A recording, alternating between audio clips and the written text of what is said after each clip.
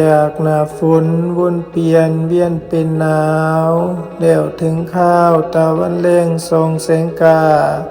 สรรพสิ่งพันเปรไปในวัฏฏะวันเวลาและลูกาลยอมผ่านไปเหมือนฝ่ามืดอับแสงแห่งชีวิตภาวะจิตเศร้ามองบ่ผ่องใสต่อวันหุ่งฝ่าเฮืองห้องพองอำไพความสดใสยอมขึ้นมาอีกบ่ดลเพราะชีวิตยอมมีสุขมีทุกข์คู่มีหดหู่มีลื่นล้มสมเหตุผลสัจธรรมนำชีวิตที่คิดตนเกิดเป็นคนอย่ามองผ่านซึ่งด้านดีหลงเมามั่วสิ่งตัวสอบตีกรอบไว้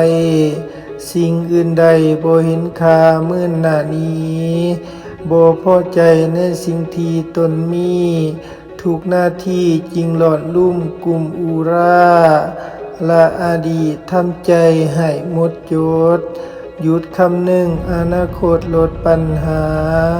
กำหนดหูปัจจุบันทันเวลาสิ่งมีค่าอยู่ไกลเพียงใจคิดอย่าถือมั่นว่านั่นดีหรือนี่หายเบิ่งหอบกายอย่างหูท่านอย่าหวันจิตอยู่กับโลกด้วยความหวังพลังชีวิต